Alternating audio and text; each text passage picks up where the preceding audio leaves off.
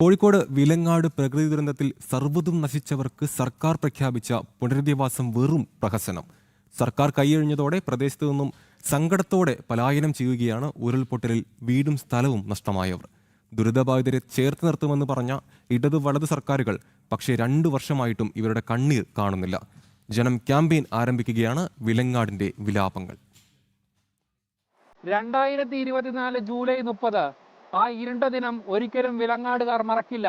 കാരണം ഉരുൾപൊട്ടൽ അത്ര വലിയ ആഘാതമാണ് ഈ നാടിനുണ്ടാക്കിയത്.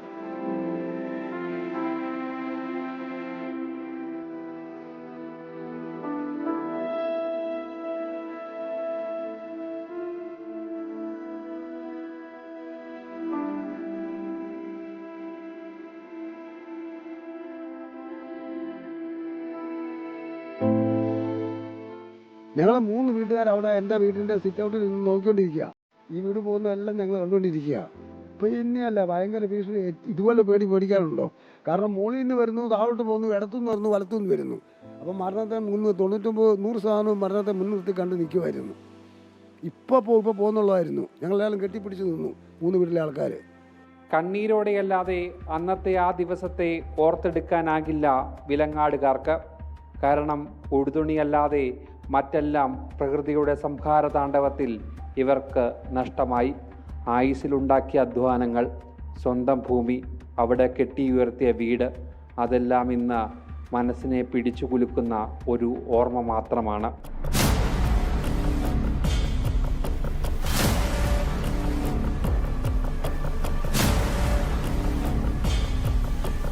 തൊട്ടു പിന്നിലാണ് ഉരുൾപൊട്ടലിൻ്റെ പ്രഭവ കേന്ദ്രം.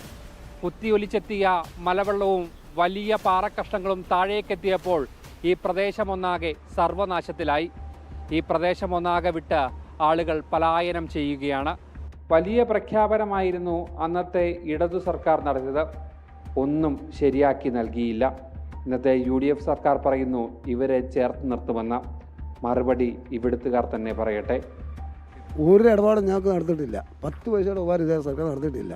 ഒരു സർക്കാരും നടത്തിയിട്ടില്ല. പോയ സർക്കാരും ഇല്ല, ഇപ്പോൾ നിലയിൽ വന്നു നടത്തിയിട്ടില്ല. നമ്മുടെ എല്ലാം സ്ഥലം പകുതി പോയില്ലേ? ഉണ്ടായിരുന്ന 35 സെൻറ്റാണ്, അതിൻ്റെ പകുതിയും പോയി. ഇതിലിപ്പോൾ 5 സെൻറ്റ് കുറേ ആൾ പോയിട്ടുണ്ട്. അതെല്ലാം നോക്കുമ്പോൾ കാണാമല്ലോ. ചെറിയൊരു മഴ പെയ്താൽ പോലും അന്നത്തെ നീറുന്ന ഓർമ്മകൾ മനസ്സിലേക്ക് ഓടിയെത്തും. ബന്ധുവീടുകളിലേക്കോ വാടക വീടുകളിലേക്കോ അഭയം പ്രാപിക്കേണ്ട അവസ്ഥ. ഞങ്ങളെല്ലാം വാടക വീട്ടിൽ ഇപ്പോൾ മഴ വരുമ്പോൾ വാടകയ്ക്ക് പോകും. ഇപ്പോൾ 3 കൊല്ലമായിട്ട് വാടകയ്ക്ക് പോയിക്കൊണ്ടിരിക്കുകയല്ലേ. എത്ര നാൾ ഇങ്ങനെ ജീവിക്കും? മനസ്സില്ലാ മനസ്സോടെ സ്വന്തം ഭൂമി ഉപേക്ഷിക്കുകയാണ് ഇവിടുത്തുകാർ.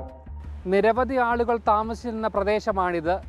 ആളുകൾ ഒഴിഞ്ഞതോടെ പ്രദേശമൊന്നാകെ കാടുകയറി. താൽക്കാലികമായി നിർമ്മിച്ച പാലങ്ങളും തകർന്നു തുടങ്ങി.